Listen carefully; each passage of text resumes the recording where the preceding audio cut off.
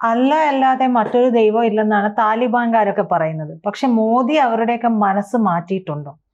മനസ്സ് മാറ്റിയെന്നാണ് പറയുന്നത്. നമ്മുടെ അമീർ ഖാൻ മുത്തഖി ഏതാണ്ട് 7-8 ദിവസം ഇന്ത്യയിൽ വന്നിട്ട് ഇപ്പോൾ മടങ്ങിപ്പോയി എന്ന് പറയുമ്പോൾ താലിബാൻ അഫ്ഗാനിൻ്റെ ഭരണം ഏറ്റെടുത്തതിന് ശേഷം ആദ്യമായിട്ടാണ് ഗൾഫ് രാജ്യങ്ങളൊഴികെ ഖത്തറും സൗദിയും ഒഴികെ മറ്റൊരു രാജ്യത്തേക്ക് ഇവർക്ക് സഞ്ചരിക്കാൻ പറ്റുന്നത്. അങ്ങനെ ഇന്ത്യയിൽ വന്ന അമീർ ഖാൻ മുത്തഖി പറഞ്ഞ ഒരു പ്രധാനപ്പെട്ട കാര്യം നമ്മുടെ മാധ്യമങ്ങളെല്ലാം കൂടെ മുക്കി എന്ന് പറഞ്ഞാൽ, അത് പറഞ്ഞാൽ ഇവിടെ താലിബാൻ അധികാരത്തിൽ വന്നപ്പോൾ വിസ്മയം എന്നൊക്കെ പറഞ്ഞ് ഇവിടെ തുള്ളിച്ചാടിയ ആളുകളുണ്ട്.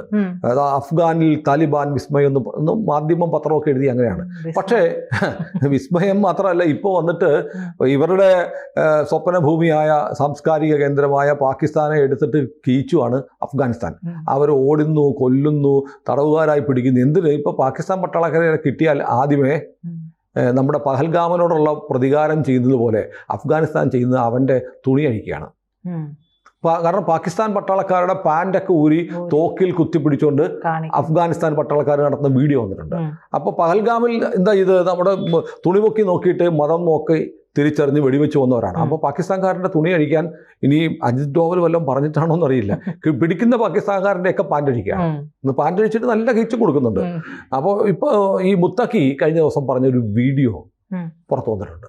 വീഡിയോയിൽ മുത്താക്കി പറയുകയാണ്, അത് ശരിക്കും നമ്മുടെ മാധ്യമങ്ങൾ എന്തുകൊണ്ട് കാണിച്ചില്ല എന്നത് എന്നെ അത്ഭുതപ്പെടുന്നു. കാരണം ഇവിടെ താലിബാൻ്റെ അല്ലെങ്കിൽ പാകിസ്ഥാൻ്റെ പ്രചാരകരും അവരെ പോലെ ആവണം, അവരെ പ്രശംസിച്ചു കൊണ്ടിരുന്ന ആളുകൾക്ക് വലിയ അടിയാണ് മുത്താക്കിയുടെ ഈ പ്രസ്താവന. മുത്താക്കി പറയാണ്, मैंने मोदी जी से बोला है कि अगर वो हम तालिबान को कुछ डॉलर देंगे तो हम भी काबुल, कंधार और हेलमंद में भगवान शिव और विष्णु देवी के मंदिर बनाएंगे. ഞാൻ മോദിജിയായിട്ട് സംസാരിച്ചു, മോദിജി കൂടെ ഒന്ന് സഹായിച്ചാൽ ഞങ്ങളൊരു കാര്യം ചെയ്യാം. കാബൂൾ, കാണ്ഡഹാർ, ഹെൽമണ്ട് ഈ 3 പ്രധാനപ്പെട്ട അഫ്ഗാനിസ്ഥാനിലെ നഗരങ്ങളിൽ മഹാദേവന്റെയും വൈഷ്ണവ് ദേവിയുടെയും ക്ഷേത്രങ്ങൾ ഞങ്ങൾ ഉണ്ടാക്കാം. ആലോചിച്ച് നോക്കണം, ഇവിടെ താലിബാൻ അധികാരത്തിൽ വന്നപ്പോൾ ആദ്യം ചെയ്തത് ബാമിയാൻ എന്ന് പറയുന്ന ഐക്യരാഷ്ട്രസഭ യുനെസ്കോ പൈതൃക സ്മാരകങ്ങളായി സംരക്ഷിച്ചിരുന്ന കൂറ്റൻ ബുദ്ധ പ്രതിമകൾ പീരങ്കി വെച്ച് തകർക്കുകയാണ് ചെയ്തത്. അപ്പോൾ അള്ളാഹ് മാത്രമാണ് ദൈവം, മറ്റൊരു ദൈവത്തെയും ഞങ്ങൾ അംഗീകരിക്കത്തില്ല, അരൂപിയായ ദൈവമാണ്, ബാക്കിയെല്ലാം വിഗ്രഹാരാധന തെറ്റാണ്, വിഗ്രഹാരാധകർ കാഫിറുകളാണ്, അവരെ കൊല്ലണം എന്നു പറഞ്ഞ് അത് നടപ്പാക്കിക്കൊണ്ടിരുന്ന ബാമിയാനിലെ ബുദ്ധപ്രതിമകൾ തകർത്ത അതേ താലിബാനിലെ വിദേശകാര്യമന്ത്രി ഇന്ത്യ വന്നിട്ട് പറയുകയാണ്, ഞാൻ മോദിജിയോട് പറഞ്ഞു ഞങ്ങളുടെ പ്രധാനപ്പെട്ട നഗരം കാബൂൾ തലസ്ഥാനമാണ്, പിന്നെ കാണ്ഡഹാർ നമുക്ക് മറക്കാൻ പറ്റില്ല, കാണ്ഡഹാറിലേക്കാണ് നമ്മുടെ വിമാനം റാഞ്ചിക്കൊണ്ടുപോയത്. കാണ്ഡഹാർ പിന്നെ ഹെൽമണ്ട്, ഈ 3 നഗരങ്ങളിൽ മഹാദേവന്റെയും വൈഷ്ണവ് ദേവിയുടെയും ക്ഷേത്രങ്ങൾ ഞങ്ങൾ ഉണ്ടാക്കിത്തരാം. അതുകൂടാതെ അദ്ദേഹം ആ വീഡിയോയിൽ ഇവിടെ ആളുകൾക്ക് കുരുപൊട്ടി മരിക്കുന്ന ഒരു പദം ആവർത്തിക്കുന്നുണ്ട്. അല്ലാഹു അക്ബർ നല്ല, ജയ് ശ്രീറാം അദ്ദേഹം പറഞ്ഞു. ആ മുത്തഖി പറയാണ് ജയ് ശ്രീറാം. ജയ് ശ്രീറാം പറഞ്ഞിട്ട് ഞങ്ങൾക്ക് ജയ് ശ്രീറാം പറയുന്നവരോട് സ്നേഹമാണ്, ഞങ്ങൾക്ക് അവരോട് ദേഷ്യമൊന്നുമില്ല. അപ്പോൾ ഇവിടുത്തെ കമ്മ്യൂണിസ്റ്റുകാരും ഇവിടുത്തെ ഇസ്ലാമിസ്റ്റുകളും മുത്താക്കിയെക്കുറിച്ച് എന്ത് പറയും, താലിബാനെ കുറിച്ച് എന്ത് പറയും? താലിബാൻ അങ്ങ് മാറുകയാണ്. താലിബാൻ മാറുന്നു എന്ന് പറഞ്ഞാൽ താലിബാൻ ഇന്ത്യക്ക് അനുകൂലമായ നിലപാടെടുക്കുകയും ഇന്ത്യൻ സംസ്കാരത്തെയും ഇന്ത്യയുടെ മതവിശ്വാസങ്ങളെയും അംഗീകരിക്കുന്നു. അവർ ഈ തീവ്ര ഇസ്ലാമിസ്റ്റുകളാണ്. ഈ സ്ത്രീകളോടൊക്കെയുള്ള അവരുടെ നിലപാടുകളൊക്കെ നമുക്ക് അഭിപ്രായ വ്യത്യാസമുണ്ട്. സ്ത്രീകൾ പഠിക്കണ്ട, സ്ത്രീകൾ പുറത്തിറങ്ങി നടക്കണ്ട, സ്ത്രീകൾ എഴുതിയ പാഠങ്ങൾ പോലും പഠിക്കണ്ട എന്നൊക്കെ തീരുമാനിക്കുന്ന അതേ താലിബാൻ, ബാമിയാനിലെ വിഗ്രഹങ്ങൾ തകർക്കുന്ന അതേ താലിബാൻ പറയുന്നു ഹിന്ദു ദേവൻ്റെയും മഹാദേവൻ്റെയും വൈഷ്ണവ് ദേവിയുടെയും വിഗ്രഹങ്ങൾ ഉണ്ടാക്കാമെന്ന് പറയുന്നത്. അപ്പം ഞാൻ അടുത്തിടയ്ക്ക് 1-2 വീഡിയോ ഉണ്ട്. ഒരാൾ ബൈക്ക് ഓടിച്ചു പോകുന്ന ഒരു സോളോ ട്രാവലർ, ഇന്ത്യക്കാരനാണ്, കണ്ടു കാണും അല്ലേ? അയാൾ ബൈക്ക് നിർത്തിയിരിക്കുമ്പോഴത്തേക്ക് അഫ്ഗാൻ താലിബാൻ പട്ടാളക്കാർ നീ എവിടുന്നാന്ന് ചോദിക്കുന്നു. ഞാൻ ഇന്ത്യ നിന്നാണ്. പാസ്പോർട്ടൊന്നും വേണ്ട, ഇന്ത്യയാണ് പാസ്പോർട്ടൊന്നും വേണ്ട, പൊക്കോ എന്ന് പറയുന്നു. അത് കഴിഞ്ഞ് വേറൊരു സ്ത്രീ ഡ്രൈവ് ചെയ്ത് പോവാണ് ഒരു കാറിൽ. അപ്പം ഞാൻ സോളോ ഡ്രൈവറാണെന്ന് പറയുന്നു. എവിടുന്നാണെന്ന് ചോദിക്കുന്നു. ഞാൻ ഇന്ത്യയിൽ നിന്നാണെന്ന് പറഞ്ഞു. ഇന്ത്യ ആണോ എന്ന് പറയുന്നു. പൊക്കോ എന്ന് പറയുന്നു. എന്നിട്ട് അവർ പറയുന്നു I am proud, it is my Indian passport എന്ന് പറഞ്ഞാൽ സ്ത്രീ കാണിക്കുന്നു. അപ്പോൾ താലിബാന് ഇപ്പോൾ ഇന്ത്യയോടുള്ള സ്നേഹം എന്ന് പറഞ്ഞാൽ അവർക്ക് ആവശ്യം, അവർക്ക് വിശന്നപ്പോൾ നമ്മൾ ഭക്ഷണം കൊടുത്തു, അവർക്ക് തണുത്തപ്പോൾ നമ്മൾ കമ്പിളി കൊടുത്തു, അവർക്ക് മരുന്ന് വേണ്ടി വന്നപ്പോൾ നമ്മൾ മരുന്ന് കൊടുത്തു. അവർക്ക് ആംബുലൻസുകൾ വേണ്ടി വന്നപ്പോൾ നമ്മൾ ആംബുലൻസുകളിൽ നിറയെ ഡ്രോൺ നിറച്ച് 20 ആംബുലൻസ് അയച്ചു കൊടുത്തു. അതെടുത്തിട്ട് ഇപ്പോൾ പാകിസ്ഥാൻ ഇസ്ലാമവാദിലും ഡ്രോൺ നിറച്ചിട്ട് ഡ്രോൺ നിറച്ച് ആംബുലൻസ് വെച്ചു എന്ന് ചിലരൊക്കെ പറയുന്നുണ്ട്. ഏതായാലും അത് കഴിഞ്ഞപ്പോൾ ആ ആംബുലൻസുകൾ അവിടെ നമ്മുടെ ഇന്ത്യയുടെ മിലിറ്ററി ചരക്ക് വിമാനം അവിടെ ഇറങ്ങി 20 ആംബുലൻസുകൾ അവിടെ കൊടുത്തതിന് ശേഷം അഫ്ഗാനിസ്ഥാന് ഒരു പാട്ട വിമാനം പോലും ഇല്ല, റിമോട്ട് വിമാനം പോലും ഇല്ലാത്ത അഫ്ഗാനിസ്ഥാൻ പെഷവാറിലുള്ള ISIയുടെ റീജിയണൽ ഹെഡ്ക്വാർട്ടേഴ്സ് ഡ്രോൺ അടിച്ച് തകർത്ത് കളഞ്ഞു. അപ്പോൾ ഇവർ വിമാനം കൊണ്ട് ആക്രമിക്കുമ്പോൾ അഫ്ഗാനിസ്ഥാൻ പോകുമ്പോൾ ഡ്രോൺ ഇട്ട് പാകിസ്ഥാനിട്ട് കീച്ചിക്കൊണ്ടിരിക്കുക. എവിടുന്ന് കിട്ടിയെന്ന് അറിയത്തില്ല, അള്ളാഹ് കൊടുത്തതായിരിക്കും. അപ്പോൾ പണ്ട് ഈ പഴയ എഴുത്തുകാരൻ കാക്കനാടൻ്റെ കുറിച്ചൊരു കഥയുണ്ട്. അതിൻ്റെ ആധികാരികത എനിക്കറിയില്ല, ഞാൻ കേട്ട കഥയാണ്. കാക്കനാടൻ്റെ മകളുടെ കല്യാണം വന്നു. അപ്പോൾ കാക്കനാടൻ എല്ലാവർക്കും കത്തയച്ചു, ഇത്രാം തീയതി എൻ്റെ മകളുടെ കല്യാണമാണ്, നീ വരണം. പിന്നെ കല്യാണത്തിനുള്ള സാമ്പത്തിക ഞെരുക്കമുണ്ട്, ഞാനതൊക്കെ ഈശ്വരനെ ഏൽപ്പിച്ചിരിക്കുകയാണ്, നിനക്കും ഒരു ഈശ്വരനാകാം എന്ന് പറഞ്ഞൊരു കത്തയച്ചു എന്നൊരു കഥ എന്നോട് പറഞ്ഞു. ഇത് ആ കൃത്യത എനിക്കറിയില്ല. എന്ന് പറയുന്ന പോലെ ഞങ്ങളിതെല്ലാം അള്ളായോട് ചോദിക്കും. ഞങ്ങളെ സംബന്ധിച്ചിപ്പോൾ അള്ളാ എന്ന് പറയുന്നത് നരേന്ദ്രമോദിയാണ്, ഇന്ത്യയാണ് എന്നൊരവസ്ഥയിൽ കാബൂൾ നിൽക്കുകയാണ്, അഫ്ഗാൻ നിൽക്കുകയാണ്. ഏതായാലും പാകിസ്ഥാൻ സമീപകാലത്ത്, അതായത് 5 മാസത്തിനുള്ളിൽ 2 യുദ്ധം പാകിസ്ഥാൻ തോറ്റു. ഒന്ന് ഓപ്പറേഷൻ സിന്ദൂറിൽ ഇന്ത്യയുടെ തോറ്റു, 2 അഫ്ഗാനിസ്ഥാൻ. അതായത് അഫ്ഗാനിസ്ഥാന് വ്യോമസേനയില്ല, നാവികസേനയില്ല, കരസേന ഉള്ളത് അവർക്കൊരു മിലിറ്ററി യൂണിഫോം പോലും ഇല്ല.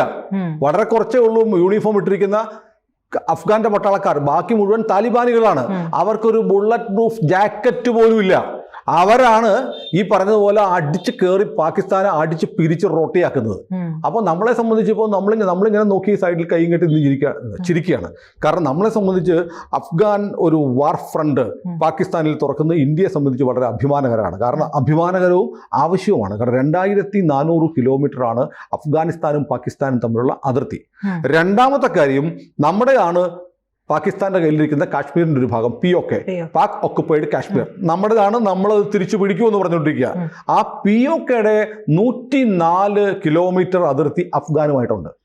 അപ്പൊ നമുക്ക് എപ്പോഴെങ്കിലും അഫ്ഗാൻ പിടിക്കാൻ നമ്മൾ ഇവിടുന്ന് കയറുമ്പോൾ പാകിസ്ഥാൻ പട്ടാളക്കാർ നമ്മളോട് മുട്ടാൻ വരും. അപ്പൊ അവന്റെ പുറകിൽ നിന്ന് വേണമെങ്കിൽ ആർക്കടിക്കാം? അഫ്ഗാനിസ്ഥാൻ അടിക്കാം.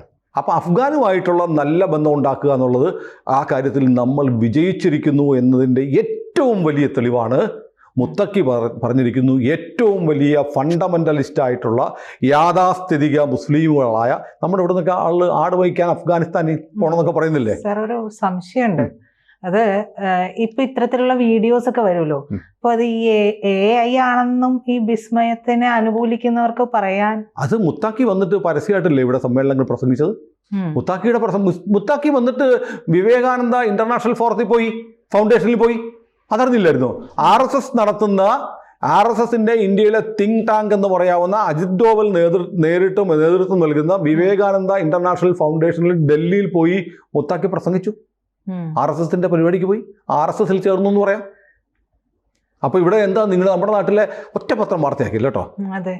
RSSന്റെ പരിപാടിക്ക് അഫ്ഗാനിസ്ഥാൻ വിദേശകാര്യമന്ത്രി താലിബാന്റെ മന്ത്രി പോയെന്നുള്ള വാർത്തയാക്കിയിട്ടില്ല. അപ്പൊ AI ആണോ അത്?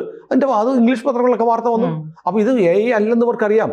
AI ആണെന്ന് പറഞ്ഞു കഴിഞ്ഞാൽ അല്ല എന്ന് സ്ഥാപിക്കാനുള്ള ബാക്കി ഫുട്ടേജ് പുറത്ത് വരും. അതുകൊണ്ടാണ് മിണ്ടാതിരിക്കുന്നത്. അപ്പോൾ ഒറ്റ പണിയേ ഉള്ളൂ, ഞാനൊന്നും അറിഞ്ഞില്ല എന്ന് പറഞ്ഞ് കമ്പിളി പുതപ്പിട്ട് പുതച്ചും കൂടി കിടക്കുന്ന പോലെ ഇത് വാർത്ത കൊടുക്കാതിരിക്കുക. അപ്പോൾ ഇത് വാർത്ത കൊടുക്കാതിരിക്കുക എന്ന് പറഞ്ഞതുകൊണ്ട് വാർത്തയല്ല ഉണ്ടാവുന്നില്ല. അപ്പം ഞാൻ പറഞ്ഞു വന്നത്, അഫ്ഗാനിസ്ഥാനെ ഏറ്റവും വലിയ യാഥാസ്ഥിതിക ഇസ്ലാമിക വിശ്വാസമുള്ള, അഫ്ഗാനിലെ പോലെ ആടുമേച്ച് ജീവിക്കണമെന്ന് പറഞ്ഞ് ഇവിടുന്ന് ആളുകൾ പോകുന്ന അഫ്ഗാനിസ്ഥാൻ, അവരുടെ വിഗ്രഹാരാധന നിഷിദ്ധമാണ്, അത് തകർക്കപ്പെടേണ്ടതാണെന്നുള്ള വിശ്വാസം പോലും മാറ്റുന്നു.